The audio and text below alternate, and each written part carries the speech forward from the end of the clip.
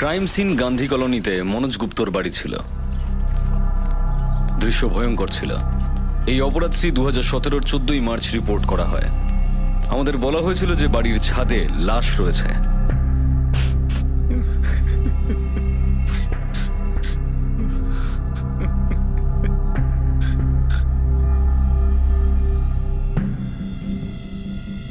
লাশগুলোর পাশে বসে যে ছেলেটি কান্নাকাটি করছিল, আমরা জানতে পারি যে সে খুন হয়ে যাওয়া ব্যক্তির ছোট ভাই ছিল। দেখেই আমাদের মনে হচ্ছিল যে এটা একটা ট্রিপল মার্ডারের কেস। কিন্তু খুব তাড়াতাড়ি আমরা জানতে পারি যে এই 3টে লাশ ছাড়াও আরও একটি লাশ ওখানে ছিল, এবং সেই চতুর্থ খুনটার জানার রাস্তা বেশ বড় ছিল।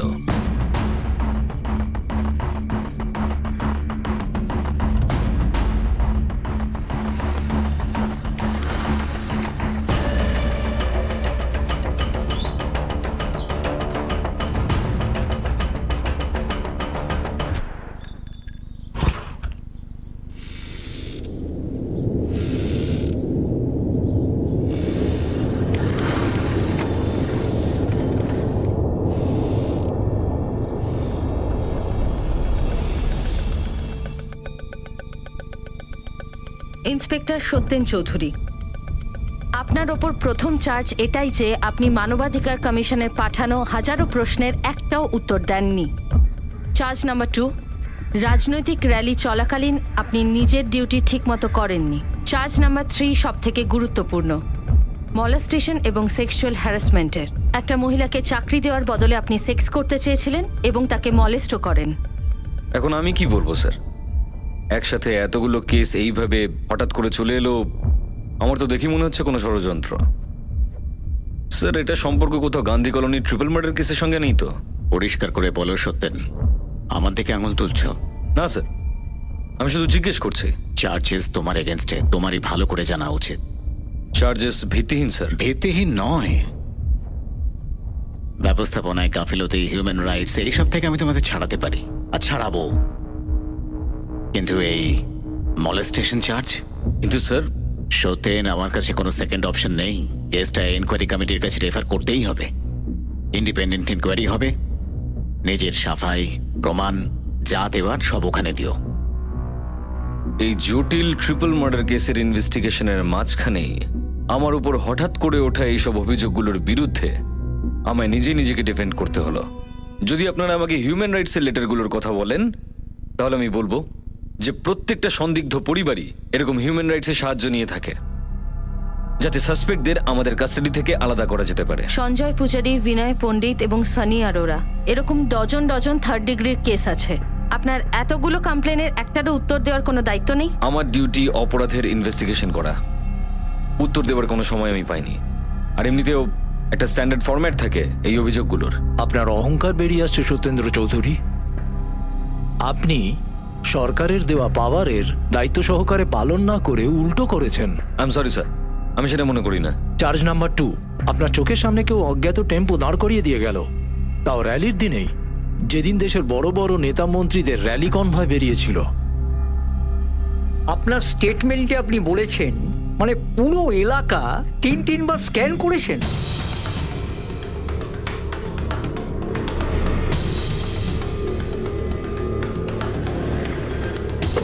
এই টেম্পুটা স্যার। কি করে এলো এখানে? স্যার আমি জানি না এখানে কি করে এলো। ভিতরটা চেক করেছো? খালি স্যার। Okay copy. স্যার, মন্ত্রীর কনভয় এয়ারপোর্ট থেকে রওনা হয়ে গেছে, 10 মিনিটে এখান থেকে যাবে। তাড়াতাড়ি টেম্পোটাকে আরেক দিকে ঠেলে দিই। Okay sir.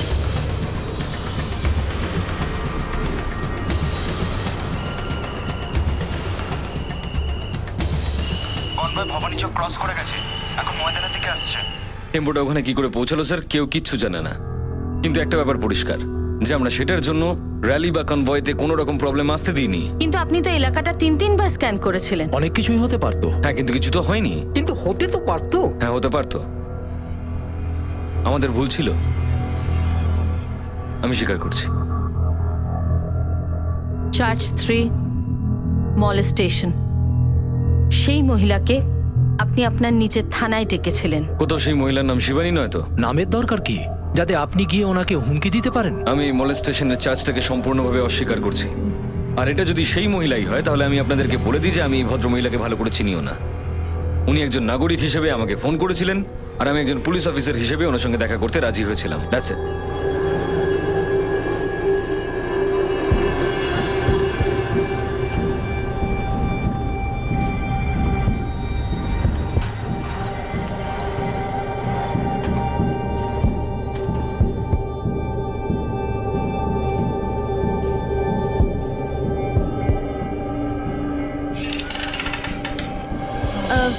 May I coming sir? Yes please. ভদ্রমহিলার স্টেটমেন্ট আছে আমাদের কাছে।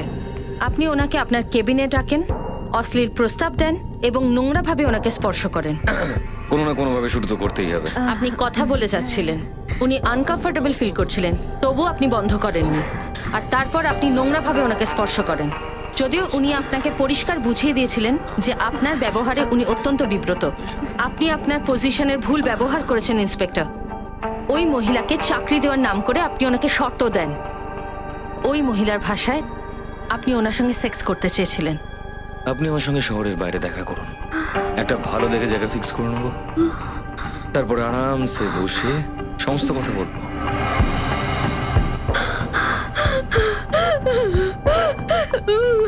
আপনারই থানার অনেকজন সাক্ষী আছেন যারা এটা বলেছেন যে যখন ওই মহিলা আপনার ক্যাবিন থেকে বেরোলেন তখন উনি অত্যন্ত বিপর্যস্ত ছিলেন। এরকম কিছু হয়নি। আজ পর্যন্ত আমার সার্ভিস রেকর্ডে আমার বিরুদ্ধে কেউ কখনো এরকম কমপ্লেন করেনি। সবকিছুর একটা ফার্স্ট টাইম হয়। হতে পারে এটা আপনার ফার্স্ট টাইম নয়, কিন্তু কোনো মহিলা আপনার বিরুদ্ধে ফার্স্ট টাইম কমপ্লেন করলো। আর আপনি কি বলতে চাইছেন ওই মহিলা নিজের স্বার্থ সিদ্ধির জন্য এইসব করছেন? সেই সম্ভাবনাও আছে। কিরকম সম্ভাবনা আছে, এক্সপ্লেন করুন।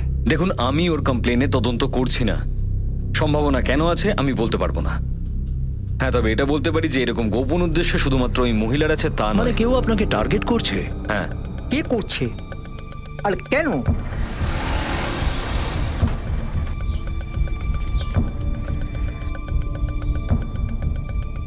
স্যার, খবর পেলাম আপনার ট্রান্সফার হচ্ছে। কেন? চার্জগুলো খুব গুরুত্বপূর্ণ সত্যেন, বিশেষ করে মলেস্টেশন চার্জ। রক্ষক ভক্ষক হতে পারে না। আমাকে টার্গেট করা হচ্ছে স্যার। কে তোমাকে টার্গেট করছে? সেটা এখনো আমি জানি না স্যার, কিন্তু কিছু একটা হচ্ছে। সত্যেন, তোমার ট্রান্সফার অর্ডার তো ডিসপ্যাচ হয়ে গেছে, কিন্তু চার্জগুলো খারিজ হয়নি। এনকোয়ারি তো ফেস করতেই হবে। নিতিন, এসবের সম্পর্ক কি গান্ধী কলোনির মার্ডারের সঙ্গে রয়েছে? আমরা কি অপরাধীদের ধরার জন্য ঠিক দিকে ইনভেস্টিগেট করছিলাম? বলতে পারবো না স্যার।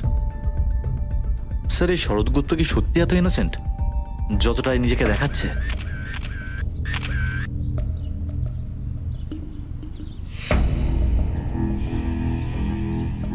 শরৎ, তোমার বাড়ির ছাদেই তোমার দাদা, বৌদি আর তোমার ভাইজিকে মারা হয়েছে।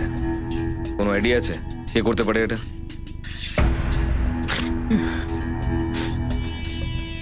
আমি কিছুই বুঝতে পারছি না স্যার। আমি প্রতিদিনের মতনই 6:30টায় উঠেছি, আর বৌদি প্রতিদিনই সকালে উঠে সবার জন্য চা বানাতো।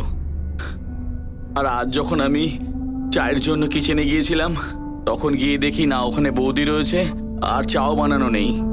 তখন আমার মনে হলো হয়তো দুধটা নষ্ট হয়ে গেছে বা দুধ আনতে বাইরে গেছে।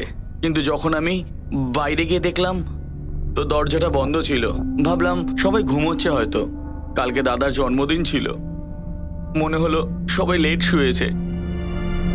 তোমার নিজের মায়ের সঙ্গে কোনো কথা হয়নি? স্যার, মা ঘরেই থাকে, উনি ঠিকঠাক চলতে পারেন না। কিন্তু তাও জিজ্ঞেস করার জন্য আমি গিয়েছিলাম। মা, বৌদি এখনো নিচে আসেনি নাকি আবার ছাদে গেছে? জানি না বাবু, আমাকে তো এখনো চা দিয়ে যায়নি। ঠিক আছে, আমি দেখছি। আমার মনে হলো আমি একবার ছাদে গিয়ে দেখি। এত বছরে বৌদি কোনোদিন চায়ের জন্য এত লেট করেনি।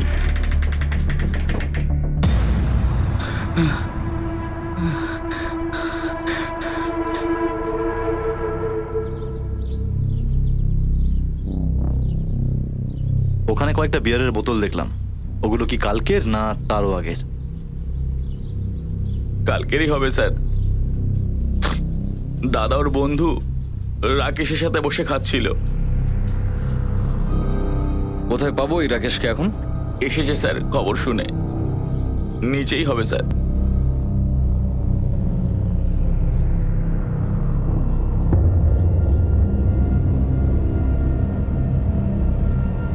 আমি কিচ্ছুটি শুনিনি। ছাদে 3টে মানুষের গলা কাটা হয়েছে। আপনি কিচ্ছু শুনতে পাননি? আমি রাত্রিরে ঠিক করে ঘুমোই না, উঠতেই থাকি। কোনো আওয়াজ হলে নিশ্চয়ই শুনতে পেতাম। শরৎকে একবার বলেছিলাম যে দেখ বাবা, কিসের আওয়াজ ওটা। আমি ওই সন্ধ্যে 7:30 নাগাদ এখানে এসেছিলাম বিয়ার নিয়ে। মনোজের জন্মদিন ছিল আর মনোজ ওই সময় এসেছিল। তারপর আমরা সবাই মিলে cake কাটছিলাম।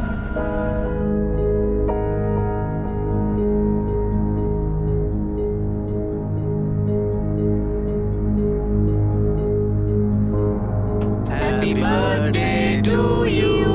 Happy birthday to you.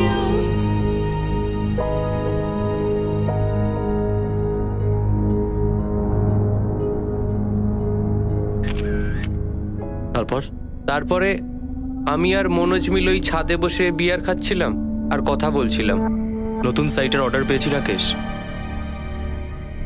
আরে বাহ, কনগ্রাটস। ওই 70টা মজদুরের রিকোয়ারমেন্ট রয়েছে। 70? এতজনকে জোগাড় করবি কি করে? করতে তো হবেই ভাই, বড় কনস্ট্রাকশন। আমাদেরকে না একটা বড় খেলা খেলতে হবে। বেশ অনেকক্ষণ কথা হচ্ছিল।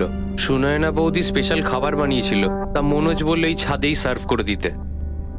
বাকি সবাইরা কি নিচে খেয়েছে? মা, শিপ্রা আর আমি ওখানেই খাবার খেয়েছিলাম রাতে। তারপরে শিপ্রা ওর বাবার সাথে সাথে চলে গেল আর আমি ঘরে চলে গেলাম। তোমার দাদা, বৌদি আর শিপ্রা সবসময় ছাদেই শুতো? না স্যার, গরমে শোয় স্যার। তুমি গেলে না কেন? মায়ের জন্য স্যার। ওনার যখন তখন প্রয়োজন হয় স্যার, আমাকে ডেকে নিত। আচ্ছা, রাকেশ কি 10টার সময় বাড়ি থেকে বেরোয়? আমি দেখিনি স্যার, আমি শুয়েছিলাম ওই সময়। 10টার সময় বেরিয়েছিলাম এখান থেকে। শরৎ আমাকে যা বললো যে সকালবেলা দরজা ভিতর থেকে বন্ধ ছিল। তো তুমি যখন বেরিয়েছিলে তখন দরজা কে এসেছিল? মানে ভিতর থেকে কে দরজা বন্ধ করেছিল? শিপ্রা শুয়ে পড়েছিল আর মনোজ বিছানা করছিল, তো বৌদি আমাকে নিচে ছাড়তে এসেছিল। আরে বার্থডে বয়, এসব রেখে দাও, আমি সব গুছিয়ে নেব।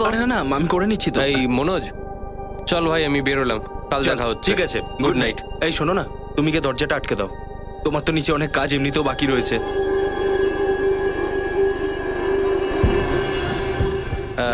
গুড নাইট বৌদি। হ্যাঁ, গুড নাইট। চললাম। ঠিক আছে। শরৎ 3টে মার্ডার হয়েছে ছাদে, একটারও আওয়াজ পাওনি? স্যার, এটাই তো আমি বুঝতে পারছি না, যে 3 জনের কেউ আওয়াজ করলো না। স্যার, আমি কিছুতেই কিছু বুঝতে পারিনি স্যার। শরৎ তোমার মাও বললেন কিছু শুনতে পাননি। উনি রাত 12টায়, রাত 1টায় আর ভোর 4টের সময় উঠেছিলেন। শরৎ, রাকেশ কি সত্যি সত্যি বাড়ি থেকে বেরিয়েছে? স্যার, ওর উপর সন্দেহ করার মতন কিছু নেই স্যার। মনে হয় ভিকটিমদের উপরে অ্যাটাকটা আচমকাই হয়েছে, মানে হঠাৎ করে। ভিকটিমসরা তো নিজেদের ডিফেন্সই করতে পারেনি, তাই স্ট্রাগলের কোনো চিহ্ন নেই। সুনয়নার শরীরে সেক্সুয়াল অ্যাসাল্টের কোনো সাইন নেই। ইনফ্যাক্ট সুনয়না আর শিপ্রা, এদের গলার উইন্ড পাইপটা কাটা হয়েছে। অ্যাট এ টাইম একজন লোকেরই গলা কাটতে পারে। 3 জনের গলা কাটা হলো আর কেউ আওয়াজ করলো না, তার মানে হচ্ছে যে খুনিরা সংখ্যায় বেশি। মনে হয় সুনয়না আর শিপ্রার গলা একবারই কাটা হয়েছে। আর মনোজের কেসটাতে বালিশে তার রক্তের দাগ রয়েছে আর মুখে স্যালাইভার ট্রেসও পাওয়া গেছে। আর এর থেকে বোঝা যাচ্ছে যে তাকে বালিশ দিয়ে দম বন্ধ করার চেষ্টা করা হয়েছে। মনোজের মাথার তলার বালিশটা যেমন তেমনই ছিল, তার মানে পাশের কোনো বালিশ দিয়ে দম বন্ধ করার চেষ্টা করা হয়েছিল। তারপরে মনোজের গলাটাও কেটে দেওয়া হয়েছিল আর ওর ব্লাড স্ট্রিম থেকে অ্যালকোহল পাওয়া গেছে। হ্যাঁ, বার্থডে ছিল, বন্ধুর সঙ্গে বিয়ার খেয়েছিল। আর এই বাচ্চাটা শিপ্রা, এর মুখটা মা বাবার অপোজিট ডিরেকশনে ছিল। হয়তো উঠে পড়েছিল, ও যে চিৎকার করবে তার আগেই গলাটা কেটে দিয়েছে ওর, তাই প্যারেন্টসের অপোজিট সাইডেও পড়ে গেছে। এদের মৃত্যুর টাইমটা সেম ছিল, রাত্রি 12:30 থেকে 1:30টার মধ্যে। কিন্তু কেউ কোনো আওয়াজ করলো না। হতে পারে যে আওয়াজ হয়েছিল কিন্তু কেউ শোনেনি, অথবা কেউ হয়তো শুনেছে কিন্তু তাকে চুপ করিয়ে দেওয়া হয়েছে।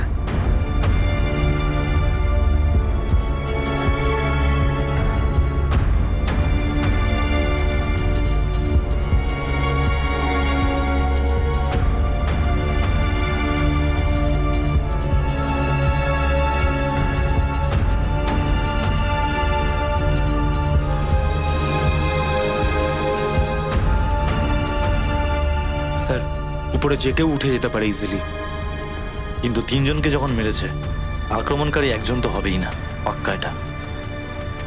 তিনটে ভিকটিম, একের থেকে বেশি আক্রমণকারী, কোনো আওয়াজ হয়নি। ম্যাডাম, আমরা অত্যন্ত ঘুমোচ্ছিলাম, কিন্তু একটা কথা বুঝতে পারছি না যে তিনজনের মধ্যে একজনও শব্দ করলো না।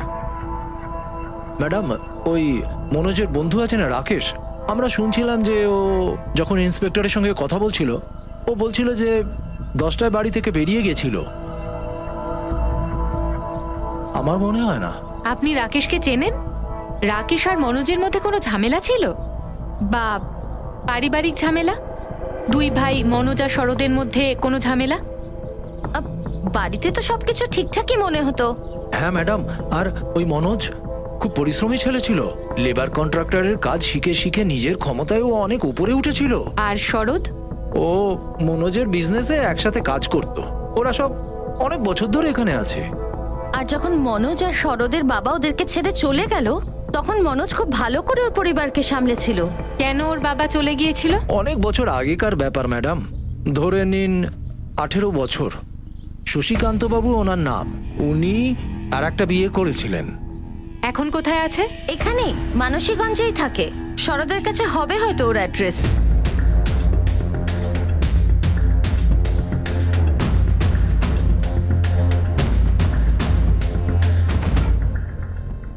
আমি তো বললাম আমি 10টায় বেরিয়ে গেছিলাম, তাহলে আবার কেন জিজ্ঞেস করছেন আমায়? ছুরিটা কোথায় লুকিয়েছো রাকেশ? আমরা অনেক খোঁজ নিয়েছি, পাইনি। তুমি তো সারা রাত মনোজের বাড়িতে ছিলে, তাই না? সকাল কটার সময় বেরিয়েছো ওখান থেকে? তাহলে এবার কি আমার বাড়ির লোকেই জিজ্ঞেস করে নিন না আমি কখন বাড়ি ফিরেছি? সেটা তো আমরা জিজ্ঞেস করবোই। তুমি শুধু এটা বলো যে তুমি মনোজ, শিপ্রা আর সুনয়নাকে কেন মারলে? আরে আমি মারিনি স্যার ওদের। মনোজ আমার বন্ধু ছিল, 10 বছর ধরে আমাদের বন্ধুত্ব। আমি ওকে মজদুর এনে দিতাম, ও আমাকে কমিশন দিত। সুনয়নার সঙ্গে চক্কর ছিল? ছি, এসব বলতে আপনার আটকালো না? আওয়াজ শুনিনি মানে?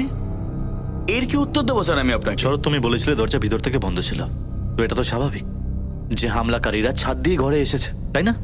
স্যার আমি কি করে বুঝবো? বা হয়তো বাড়ির কেউ দরজা খুলে ওদেরকে ভেতরে রেখেছে।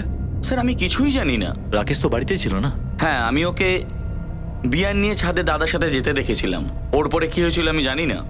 শরৎ, তুমি না করলে শুধু শরৎই এটা করতে পারে।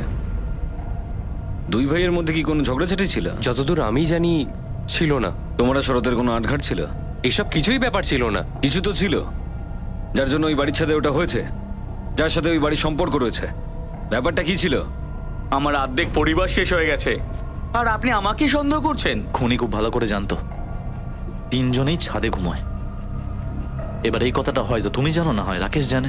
আমি বলছি আমি রাকেশের উপর সন্দেহ করি না। তাহলে কে কে হতে পারে যার সঙ্গে মনোজ, তার বউ আর ওই ছোট্ট একটা মেয়ে, এদের সাথে এত ভয়ানক শত্রুতা ছিল? আমি সত্যি কিছু জানি না স্যার। বাবা চলে যাওয়ার পরে আমরা দুই ভাই মাকে সামলেছি।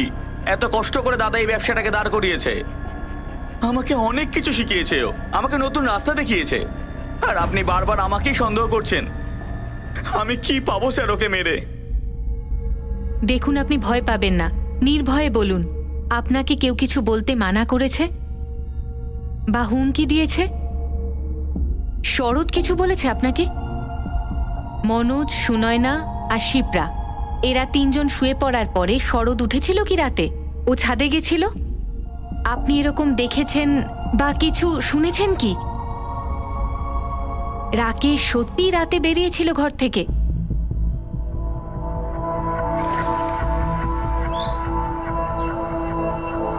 হ্যাঁ ঠিক আছে, বল গুরু। স্যার, সুপারি দিলে খুনের কারণ তো থাকবেই। আমাদের একটা অ্যাঙ্গেল চাই ইনভেস্টিগেশনের জন্য। আপাতত দুটো অ্যাঙ্গেল রয়েছে আমাদের কাছে, বন্ধু রাকেশ আর ভাই শরৎ। রাকেশ আমাদের রেডারেই রয়েছে, তুই শরৎকে ফলো কর। Done sir.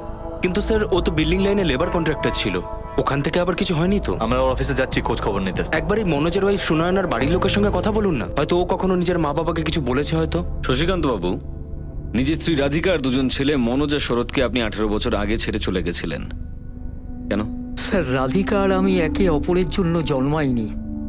একটা সময় এমন হলো, মনে হলো যে অনেক হয়েছে, আর আমরা দুজনে আলাদা হয়ে গেলাম। তবে ও কিন্তু ওর দায়িত্ব পালন করত। আমাদের দুই ছেলের লেখাপড়ার জন্য ঠিক টাইমে টাকা পয়সা পাঠাতো। কেউ মনোজ আর তার পরিবারকে কেন শেষ করতে চাইবে? আমি আমার দুই ছেলের কাছাকাছি থাকতে পারিনি, কিন্তু শুনে খুব খারাপ লাগছে। আমি বুঝতে পারছি না এসব কেন হলো। যতদূর আমি শুনেছি, দুই ভাইয়ের মধ্যে খুব মিল ছিল, বন্ধুত্ব ছিল বলতে পারেন। সেই সম্পর্ক আমি চলে যাওয়ার পরেও আরো বেশি মজবুত হয়েছিল। শশীকান্ত বাবু, আপনি মনোজকে কোনো সাহায্য করেছিলেন ওর ব্যবসা শুরু করতে? একদম না স্যার, বরং আমার তো গর্ব হতো যে ও নিজের ক্ষমতায় এত বড় বিজনেসটাকে দাঁড় করিয়েছিল। আপনার কোনো জমি জায়গা আছে যেটা আপনি যাবার পর মনোজ আর শরতের মধ্যে ভাগ হতে পারতো? না স্যার। আপনাদের নিজেদের কোনো সন্তান আছে? হ্যাঁ আছে, আমাদের এক ছেলে বান্টি। তবে ও মনোজ আর শরৎকে কখনো দেখেইনি, এমনকি এরা কেউ কাউকে চেনেও না। কি করে আপনার ছেলে? ও হায়ার সেকেন্ডারি পড়ছে।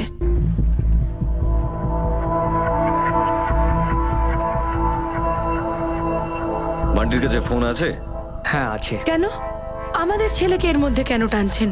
আমরা তো বললাম এই ঘটনার সাথে আমাদের কোনো রকম সম্পর্ক নেই। কিরণ দেবী, আমি ব্লেম করছি না, কোনো অভিযোগও লাগাচ্ছি না, আমি শুধু জিজ্ঞেস করেছি। এত বছর ধরে মনোজদার সাথে কারুর ঝগড়া হয়নি, ভালো মানুষ ছিল উনি। আপনি চাইলে সবাইকে জিজ্ঞেস করতে পারেন। তাহলে রাজদীপ, ঝামেলাটা কি দুই ভাইয়ের মধ্যে ছিল? আরে না না ম্যাডাম, কাজের ক্ষেত্রে তো আমি কখনো দেখিনি। বরং মনোজদার কথা ছোটদা চুপচাপ শুনতো। চুপচাপ?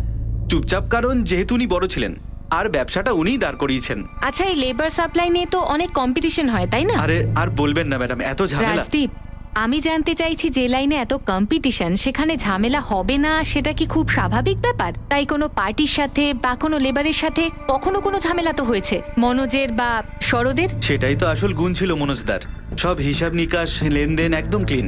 কিছু তো কারণ আছে। মনোজের সাথে কোনো ঝামেলা ছিল কি? বুঝতেই তো পারছি না ম্যাডাম। তাও আবার দেখুন না, জন্মদিনের দিনই হলো।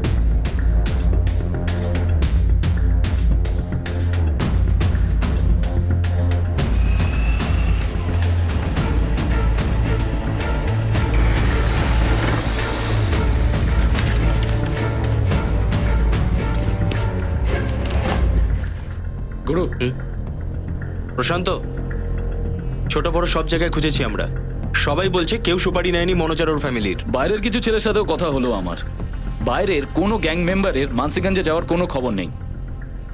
গুরু, আমার যেটা মনে হয় এই কাণ্ডটা কোনো ভুলবশত কারণে হয়েছে। ভুলবশত একটা লোক মারা যেতে পারে, মহিলা, তার স্বামী আর বাচ্চা হতেই পারে না।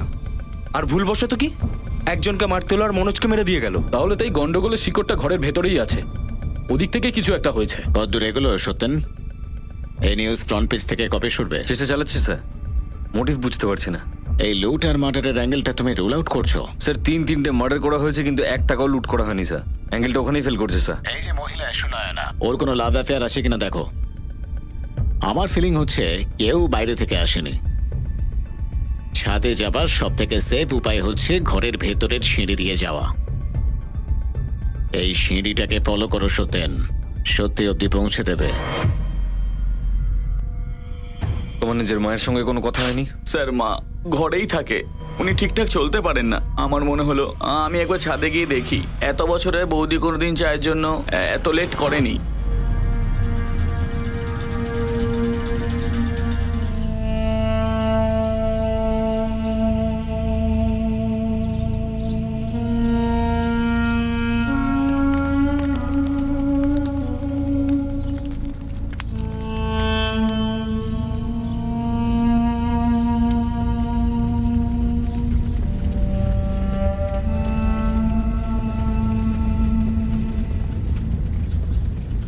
এই কেসে এখনো অবধি কোনো রকম মোটিভ খুঁজে পাইনি। এমন তো কিছু নিশ্চয়ই ছিল যা আমাদেরকে বলা হয়নি বা আমরা জিজ্ঞেস করিনি।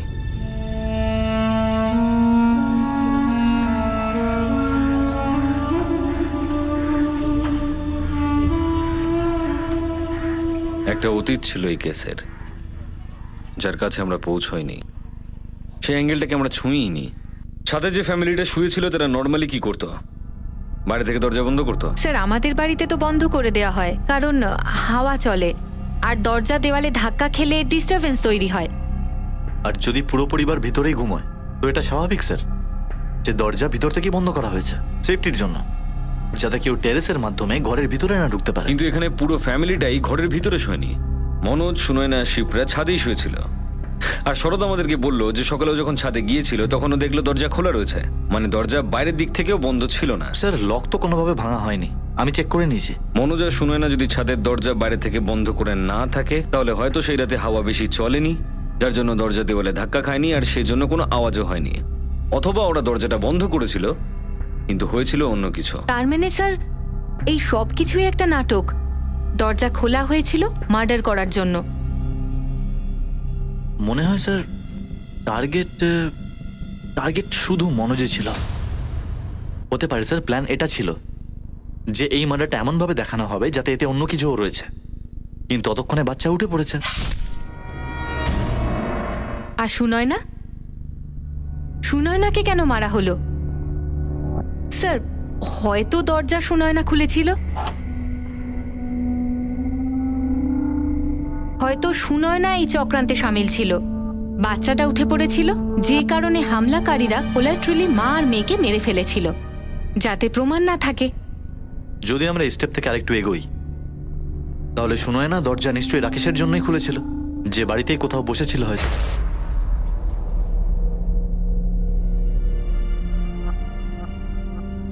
আর যদি রাকেশ না হয় তাহলে শোনায় না দরজাটা শরদের জন্য খুলেছিল। এই শরৎ আর রাকেশ দুজনকেই কড়াভাবে জিজ্ঞেস করতে হবে। কড়াভাবে জিজ্ঞাসাবাদ আপনার পরিভাষায় 3rd ডিগ্রি হয়, রাইট? কেসের ব্রেক থ্রু না পেলে সন্দিগ্ধদের টর্চার করতে শুরু করে দেন। সন্দেহভাজন যদি অপরাধী হয় তাহলে শুধু কথায় অপরাধ স্বীকার করে না। আর কড়াভাবে জিজ্ঞাসাবাদ মানেই সব সময় 3rd ডিগ্রি হয় না। কিন্তু আপনার কেসটাতে তো দুটো একই মনে হচ্ছে, কারণ শরৎ গুপ্ত আর রাকেশ যাদব ছাড়া একটা লম্বা লিস্ট আছে যারা আপনার শক্তির আন্দাজ করেছে। আমি একটা প্রশ্ন করতে পারি আপনাদেরকে? হ্যাঁ হ্যাঁ নিশ্চয়ই। বলুন ইন্সপেক্টর, কি প্রশ্ন আছে আপনার? আমরা নিশ্চিত ছিলাম যে ট্রিপল মার্ডার কেসে হয় শরতের হাত আছে নয়তো রাকেশের, কিন্তু কড়াভাবে জিজ্ঞাসাবাদ করার সময় আমরা একটা নতুন লিড পেয়েছিলাম। স্যার আপনি বারবার আমাকেই জিজ্ঞেস কিন্তু এটা বোঝা যাচ্ছিল না যে এটা কোনো লিড ছিল নাকি আমাদের বিভ্রান্ত করার প্রচেষ্টা। হ্যাঁ, আমি যখন ছাদে সকালে গিয়েছিলাম তখন দরজা ছাদের দিকে খোলা ছিল। একটু মনে করে বলো শরৎ, দরজা খোলা ছিল? স্যার আমার ভালো করে মনে আছে দরজা খোলা ছিল। শুনো না বা মনোজ কখনো ছাদের বাইরের দিক থেকে ছিটকিনি লাগাতো না? এটা আমি জানি না, আর আমি কোনোদিন এইভাবে ছাদে যাইনি। তবে এইটুকু জানি সেদিন ছাদে গিয়েছিলাম আর দরজা খোলা ছিল। আর ও কি করতো সেটা ওই বলতে পারতো। তোর ওরা তো বেছে নেই বলার জন্য, তাই ওদের উপরে ঠেলে দিচ্ছ। আর আপনি আমার দিকে ঠেলে দিচ্ছেন, কেননা খুনিকে ধরতে পারছেন না বলে। এই খুনি শরৎ, কেউ তোমার দাদাকে কেন মারতে চাইবে? স্যার আমি আপনাকে 1000 বার বলেছি আমি জানি না। 15 মিনিট দূরেই আমার বাড়ি মনোজের বাড়ি থেকে। 10টার সময় বেরোলাম, পায়ে হেঁটে বাড়ি পৌঁছে গেলাম। আমি রাস্তায় কাউকে দেখিনি, সেটাও আমার ভুল। আমার মা বাবা আপনাদের সবকিছু সত্যি বলে দিল যে আমি 10টা 15 বাড়ি ঢুকে গেছি, সেটা আপনারা বিশ্বাস করছে না, তাতেও আমার দোষ। সেদিন আমি বিয়ার খেয়েছিলাম, সেটাও আমার বড় ভুল ছিল। আর সেদিন আমি চুপচাপ ঘরে গিয়ে শুয়ে পড়লাম, সেটাও আমার ভুল। দোষ নয় রাকেশ, অপরাধ, ক্রাইম, মনোজকে খুন করবার ক্রাইম। শোনো না, আর তুমি যে প্ল্যানটা করেছিলে তাতে কিন্তু এই বাচ্চা ইনভলভ ছিলই না। যেহেতু বাচ্চাকে মেরে ফেলেছিলে ওই জন্য শোনো না, কেউ জানতে রাখলে না, সেই জন্য তুমি ওকেও মেরে ফেললে। আপনি যদি পুলিশ না হতেন না তাহলে আপনার এই বাজে কথার জন্য আপনাকে। আমি পুলিশই আর তুই আরোপি। এবার বল, ছুরি কোথা থেকে কিনেছিস আর ওকে কিভাবে মারলি? কখনো বলছেন আমি মেরেছি, কখনো বলছেন শরৎ মেরেছে, আর সত্যিটা যে আমি মারিনি। আর শরতের ব্যাপারেও আমি কিছু জানি না। না ম্যাডাম, আমাদের মেয়ে তো কখনো মনোজের নামে কোনো অভিযোগ করেনি। কখনো সুনয়না কথায় কথায় আপনাদের কিছু জানিয়েছিল, স্বামী স্ত্রীর মধ্যে ঝগড়া বা অন্য কোনো মহিলার ব্যাপারে? একবারও বলেনি, সবসময় আনন্দে থাকতো, হাসতো। আর সুনয়না, বিয়ের আগে সুনয়নার কোনো লাভ অ্যাফেয়ার ছিল কি? আরে এইসব কি কথা বলছেন আপনি? একটা কাজ করুন, আপনি বরং আমাকে শাস্তি দিন, কিন্তু আমাকে এই নোংরা প্রশ্ন একদম করবেন না। বৌদি আর আপনার লজ্জা করলো না? চুপ করে বসো। আমরা সমস্ত কারণ খুঁজবো, প্রশ্ন উঠবে শরৎ। এই খুনটা ঘরের ভিতর থেকে হয়েছে, আর ঘরের ভিতরে তুমি আর তোমার মা ছিলে শরৎ। এমনিতেও তোমার মা খুব একটা কোঅপারেট করছে না, যাই জিজ্ঞাসা করা হোক উনি চুপ থাকছেন। কেননা উনিও কিছু শোনেনি যেরকম আমি শুনিনি, আর যখন বলছিলেন তখন শুনছিলেন না। আমরা সবকিছু শুনি আর দেখি শরৎ, আর এখন আমরা দেখতে পাচ্ছি যে মনোজের ব্যবসাটা পুরোপুরি তোমার হয়ে গেছে। স্যার কি বাজে কথা বলছেন আপনি? দাদা লেবার সাপ্লাইয়ের ব্যবসাটা নিজের ক্ষমতায় দাঁড় করিয়েছিল, আর প্রথম থেকে আমি ওর আন্ডারে কাজ করতাম। ভালোবেসে যা দিত তাই আমি খুশি হয়ে নিয়ে নিতাম। আর যদি বলেন প্রপার্টিজ বিজনেস, তাতে ও আমাকে কাজ করাতো না, কিন্তু তার মধ্য থেকে ও আমাকে ভাগ দিত, এতটাই ভালোবাসা ছিল। প্রপার্টির বিজনেস? মনোজের প্রপার্টির বিজনেসও ছিল? সাইড বিজনেস ছিল ওর। তাহলে কখনো কোনো ডিলে কারোর সঙ্গে ঝগড়া হয়েছিল কি? স্যার আমি আপনাকে অনেকবার বলেছি আমি কিছু জানি না, আপনি কি ওর পার্টনারকে জিজ্ঞেস করুন না। সাইড বিজনেসে পার্টনার্স কিসে? বালকৃষ্ণ শুক্লা আর দেবকুমার সরোজ। তাহলে বালকৃষ্ণ শুক্লা আর দেবকুমার সরোজকে কোথায় পাবো? এখানে মানসীগঞ্জে? স্যার থাকে ওরা চৌরিপুরের কোথাও, কিন্তু মাঝে মাঝে এখানে আসা যাওয়া করে। রাকেশকে অনেক চাপ দিলাম স্যার, কিন্তু ও নিজের স্টেটমেন্ট থেকে এক বিন্দুও নড়ছে না। আর স্যার সুনয়নার পেরেন্টসও কিচ্ছু বলছে না, বলছে ওদের মধ্যে কোনো ঝামেলা ছিল না। বাকিদের ফোন রেকর্ড থেকেও কিছু পাওয়া যায়নি স্যার। সুনয়না আর মনোজ, এদের বাইরে কারোর সঙ্গে অ্যাফেয়ার চলারও কোনো খবর পেলাম না স্যার। আর স্যার শরৎ আর রাকেশ, এই দুজনের কখনো কোনো ক্রিমিনাল গ্যাংয়ের সাথে কোনো কানেকশন ছিল না। মনোজের বাবা শশীকান্ত বাবু, ওনাদের ছেলে Bunty? Clean sir. Sorry sir, আমার তরফ থেকেও জিরো। হিস্ট্রি সিটারদের মধ্যে কেউ নয়, জেল থেকেও কোনো খবর নেই, আর না আমি কোনো কারণ খুঁজে পাচ্ছি মার্ডারের। বালকৃষ্ণ শুক্লা, দেবকুমার সরোজ মনোজের প্রপার্টি বিজনেসের পার্টনার্স। দুজনকে ডেকে নিয়ে এসো। আর গুরু, এদের দুজনের সম্পূর্ণ ব্যাকগ্রাউন্ড আর এদের পার্টনারশিপের সম্পূর্ণ ব্যাপারে আমি জানতে চাই। কোথাও এই প্রপার্টি বিজনেসে মার্ডারের মোটিভ লুকিয়ে নেই তো?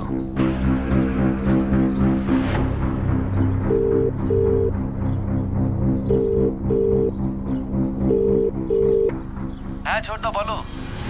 শোন রাজদীপ, ব্যাপারটা হলো আমি কিছুদিন অফিস যাব না, তুই একটু সামলে নিস। তুমি চিন্তা করো না ছোটদা, আমি সব সামলে নেবো।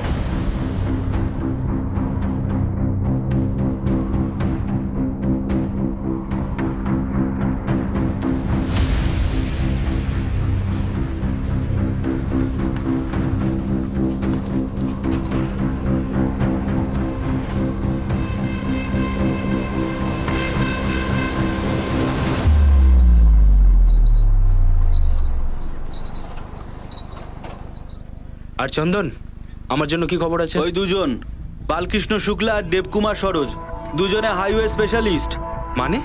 ওরা দুজন হাইওয়ে লাগোয়া ছোট ছোট জমিগুলো কেনে, তারপর বড় বড় কোম্পানিকে চড়া দামে বিক্রি করে দেয়। আর এরকমই কোনো জমিকে নিয়ে মনোজ আর ওদের মাঝখানে ঝামেলা হয়েছিল। কয়েকজনকে খুঁচিয়ে দেখতে হবে, যদি কোনো খবর পাই তোমাকে ফোন করে দেবো। কথাটা ঠিকই বলছেন স্যার, মনোজ আমাদের পার্টনার ছিল, খুব ভালো লোক ছিল। আর ওই ভালো লোকটাকে আর তার বাচ্চা আর স্ত্রীকে খুন করে দেওয়া হলো। বুঝতেই পারছি না কিভাবে। আমরাও তো বুঝতে পারছি না যে এত ঘুরে ঘুরে আসার পর আমরা জানতে পারলাম যে মনোজের একটা প্রপার্টির বিজনেসও ছিল, যাতে আপনারা দুজন পার্টনার ছিলেন। প্রপার্টির নাম শুনলেই মানুষের মনে আলাদা আলাদা চিন্তা আসে। আমি শুধু এটুকু বলতে পারি আমাদের কাজ খুব নিয়ম মাফিক হয়ে থাকে। হিসেব একদম ক্লিয়ার ছিল স্যার। আমরা সবাই একসাথে টাকা লাগিয়ে জমি কিনতাম, দাম বাড়লে বেচে দিতাম। লগ্নি হিসেবে লাভটা পার্টনারদের মধ্যে ভাগ হয়ে যেত, সবাই খুশি। তাহলে খুশি হয়নি কে? আমাদের বিজনেসে পার্টনারশিপের মধ্যে কেউ না। এখন মনোজের লেবারওয়ালা বিজনেসে কিছু হলে বা ওর অন্য কিছু বিজনেসে হাত থাকলে, তবে বাকিরা কেউ কিছু জানলেও আমি জানতাম না স্যার। মনোজের ভাই শরৎকে চেনেন? না, মনোজের থেকে শুধু নাম শুনেছিলাম। আসলে ব্যাপারটা হলো আমাদের এই প্রপার্টি বিজনেসে ও একটু যুক্ত ছিল। ওর মেন বিজনেস তো লেবার সাপ্লাই ছিল, আর ওর পার্সোনাল বিজনেসে আমরা ওকে হেল্পও করেছিলাম, তখনই আলাপ হয়েছিল আমাদের। ঠিক আছে, তাহলে শরৎকে চেনেন না, কিন্তু মনোজের মুখ থেকে কি কখনো ওর আর শরতের মধ্যে কখনো ঝগড়া বা মনোমালিন্যের কথা শুনেছিলেন? শরতের ব্যাপারে কোনো কথা যদি কিছু মনে থাকে?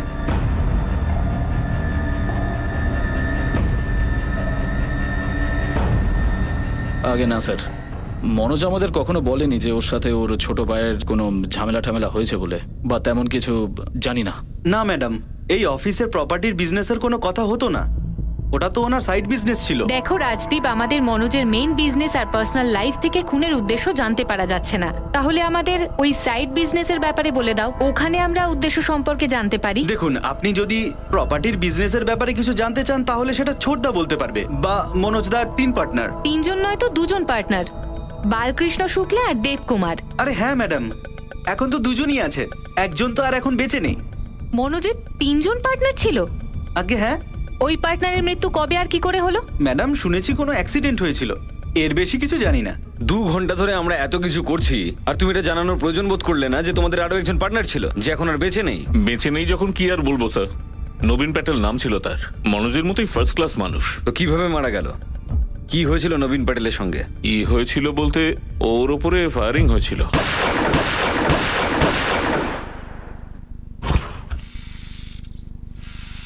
মার্ডার হয়েছিল তোমাদের পার্টনার নবীন প্যাটেলের, ঠিক যেভাবে মনোজ গুপ্তর মার্ডার হয়েছে, আর তুমি আমাদেরকে জানানোর প্রয়োজন বোধ করোনি। দুজনের মার্ডারের মধ্যে যে কোনো যোগসূত্র থাকতে পারে এই ব্যাপারটা আমার কি করে মাথায় আসবে স্যার? বুঝতে না পারলে জানাতে, জানাওনি মানে লোকাচ্ছ দেবকুমার।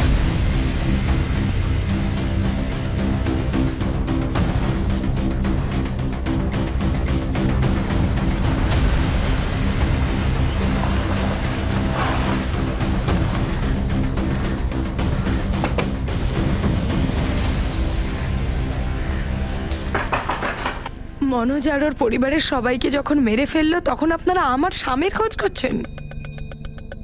ওর হত্যাকারী আপনাদের চোখের সামনে বুক ফুলিয়ে ঘুরে বেড়াচ্ছে। কারা ওদের খুনি? কারা আবার? সেই 3 জন, দেবকুমার, বালকৃষ্ণ আর মনোজ। বলতে গেলে তো এরা 3 জন পার্টনার ছিল। ওরা তোর প্রাণই কেড়ে নিল এই জমির জন্য। কি বলেছিলেন আপনারা আমাকে? এই তো যে এদের 3 জনের কোনো হাত নেই আমার স্বামীর হত্যায়। কিচ্ছু করেননি আপনারা, কিচ্ছু করেননি আমাকে ন্যায় দেওয়ানোর জন্য। স্যার, এখন তো আর কোনো ডাউটই নেই যে দুটো কেস একটা আর একটার সঙ্গে জুড়ে আছে। জটিল কেস এটা। এখানে সঙ্গীতা প্যাটেল নিজের স্বামী নবীন প্যাটেলের মার্ডার কেসে মনোজ গুপ্তারও ইনভলভমেন্টের কথা বলল। স্যার, এটা একদম সত্যি। নবীনের ওয়াইফ মনোজ গুপ্তর নামটা নিয়েছিল, কিন্তু এই 3 জন, বালকৃষ্ণ শুক্লা, দেবকুমার আর মনোজ গুপ্তা, এদের বিরুদ্ধে কোনো কিছু প্রমাণই আমরা পাইনি। কোন জমির কথা বলছিল নবীনের স্ত্রী? স্যার, ও এমনি জেনারেলি বলেছিল কোনো জমি সংক্রান্ত ব্যাপার। তা আমরা ওকে বলেছিলাম যে কোনো কাগজপত্র বা ডিটেলস বা পেপার দেখাও, কিন্তু ও কিছু না বলে শুধু ন্যায় দাও বলে চেল্লাচ্ছিল। আর এদিকে এই 3 জনের বিরুদ্ধে আমাদের কাছে কোনো প্রমাণই ছিল না। শুটারকে পাওয়া গেছে? না, এখনো অবধি নয়, তবে খোঁজ চলছে। আসলে এই সঙ্গীতা, যে কিনা নবীনের ওয়াইফ, উনি তো এই লোকগুলোকে দেখেছিল ঠিকই, কিন্তু ওদের মুখটা গামছা দিয়ে ঢাকা ছিল, আর ইনি ওদের গাড়ির নাম্বারটা নোট পর্যন্ত করেননি। আর এই কেসটা যখন আমাদের কাছে এসেছিল তখন এতটাই দেরি হয়ে গেছিল যে রেড অ্যালার্ট জারি করারও কোনো মানে ছিল না। আচ্ছা স্যার, তাছাড়াও কোনো সন্দেহভাজনকে তুলেছেন নিশ্চয়ই, সুপারি মার্কেট থেকে বা হিস্ট্রি শিটারদের মধ্যে? হ্যাঁ, নিশ্চয়ই তুলেছি, আর ওদেরকে খুব করে পিটিয়েছি, কিন্তু এখনো পর্যন্ত হাতে কিছু পাইনি। তুমি একটা কাজ করো, তুমি এখনো অবধি যতটা তদন্ত করেছো তার একটা কেস ফাইল বানিয়ে আমার কাছে পৌঁছে দাও। আমার মনে হচ্ছে 2টো কেস জুড়ে রয়েছে, আর সমাধানও একসাথেই হবে।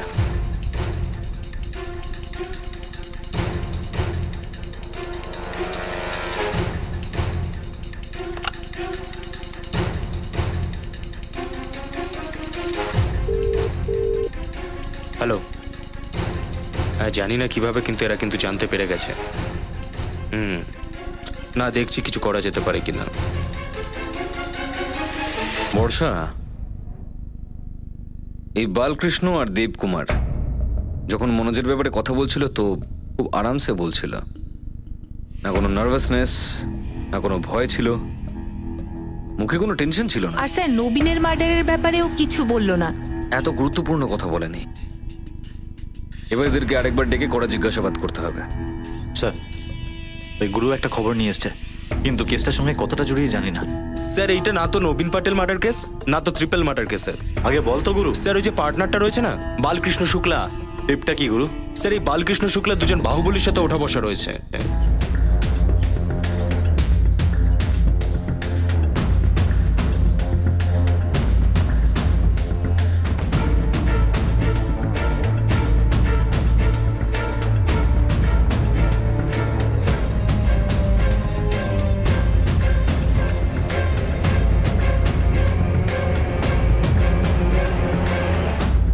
কিষণলাল ঠাকুর আর প্রদীপ কানোজিয়া দুজনেই এলাকার বাহুবলী, আর দুজন ওইখান থেকেই পুরো জেলাটাকে রিমোট কন্ট্রোলের মতো অপারেট করে। কিষণলাল ঠাকুর আর প্রদীপ কানোজিয়া, যদি এই দুজন বাহুবলীর বালকৃষ্ণের সঙ্গে কোনো সম্পর্ক থাকে, তাহলে পুরো সম্ভাবনা আছে যে নবীন পটেল আর মনোজ আর তার পরিবার এই দুজন বাহুবলীর হাতেই মারা গেছে। স্যার মোটিভ মোটিভ কি হতে পারে? স্যার আমার তো এখনো মনে হচ্ছে যে এই কেসটায় মনোজের ভাই শরদেরই হাত রয়েছে। শরৎ মনোজ আর তার বউ বাচ্চাকে মারলেও বুঝতে পারতাম, কিন্তু নবীন প্যাটেলকে শরৎ কেন মারবে? জয় হিন্দ sir. Gandhi colony triple murder কেসের কি খবর সত্যেন? স্যার একটা কড়া লিড আছে। মনোজের এক বিজনেস পার্টনার নবীন প্যাটেল 3 মাস আগে খুন হয়েছিল সীমাপুরে। সত্যেন, আমার কাছে তোমার জন্য একটা লিড আছে ট্রিপল মার্ডার কেস নিয়ে, যার সঙ্গে নবীন প্যাটেল মার্ডার কেসের সম্পর্ক নেই। কি lead sir? Rakesh Yadav, victim Manoj গুপ্তর বন্ধু। Aslam. Bye. Bye. Sir okay আমরা 2 বার স্ক্যান করেছি, কিচ্ছু পাইনি। তুমি আসল পয়েন্টটাই মিস করে যাচ্ছ সত্যেন, যেটা আমার একটা সোর্স আমায় দিয়েছে। সেটা কি পয়েন্ট স্যার? অ্যাফেয়ারে তিক্ততা এসে গেছিল। চলো ওকে এটাও। রাকেশ যাদবের বিরুদ্ধে একটাও প্রমাণ ছিল না, তবু আপনি ওর ওপর টর্চার করেন যাতে ও মুখ খোলে, যেটা হয়তো ও সত্যিই করেনি। রাকেশ যাদব সেই শেষ ব্যক্তি ছিল যে সেদিন ওই বাড়িতে ছিল, যার পরে মনোজ আর তার ফ্যামিলির খুন হয়েছিল। আমরা সন্দেহ করছিলাম যে রাকেশ যাদব সেদিন সেই বাড়িটা ছাড়েইনি। তীব্র সন্দেহ ছিল, তাই তীব্র টর্চার করলেন। আর আপনার এই সন্দেহ বিনা তথ্যে কোনো কাজেই তো আসবে না। হ্যাঁ, এবার আমি উদ্দেশ্য বুঝতে পারছি। কি বলতে চাইছেন আপনি? আমাদের কোনো কার্যসিদ্ধি করার আছে আপনাকে হ্যারাস করে আপনাকে ফাঁসিয়ে? না, সেটা আমি বলতে চাইনি, কিন্তু সত্যি বলতে একটা পয়েন্টের পর আমিও বুঝেছি যে রাকেশ যাদব গিল্টি ছিল না। তারপরেও আপনি তাকে এত মারলেন যে আধমরা করে ছাড়লেন। আর এটা কোনো প্রথম কেস নয় আপনার বিরুদ্ধে, ইন্সপেক্টর সত্যেন্দ্র চৌধুরী।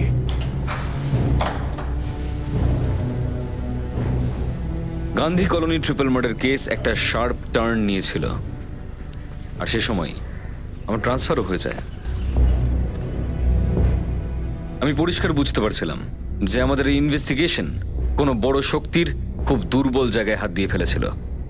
হয়তো আমার হাত আসল অপরাধীদের কলার অবধি পৌঁছে গেছিল, লুকোনো উদ্দেশ্যকে বের করে আনছিল। এইসব কি কাউকে বাঁচানোর জন্য করা হচ্ছিল?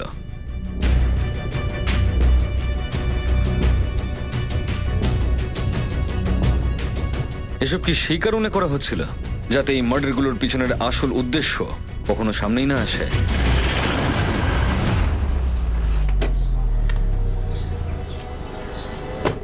যে দুর্বল জায়গাটায় আমি হাত দিয়েছিলাম সেটাকে খোঁচাতে আরো একজন চলে এসেছিল, এবং তাতে আরো 1 বছর লেগে গেছিল। মনোজ আর ওর ফ্যামিলির হত্যা করে কার কি লাভ হতো? মনোজ আর ওর পরিবারের হত্যা কি ওর পার্টনার নবীনের হত্যার সঙ্গে সম্পর্কযুক্ত ছিল? এমন কোন দুর্বল জায়গা ছিল যেটা এই কেসের জন্য সামনে আসছিল? দুজন বাহুবলী, কিষণলাল ঠাকুর আর প্রদীপ কানোজিয়া, ওদের দুজনের কি মার্ডারের সঙ্গে কোনো সম্পর্ক ছিল? আর যদি ছিল, তাহলে সেটা কি ছিল? আগামীকাল পেশ করব তদন্তের সেই অংশটা যখন কেস থিতিয়ে গেছিল, এবং কিভাবে এক নতুন অফিসার আসার পরে সেটাকে আবার জাগানো হয় এবং অপরাধীদের কাছে পৌঁছানো হয়। কাল জানা যাব মনোজ আর তার পরিবারের হত্যার কারণ। ক্রাইম পেট্রোল সতর্ক। জয় Hind. For more updates, subscribe to our channel, click the show links and enjoy watching the videos.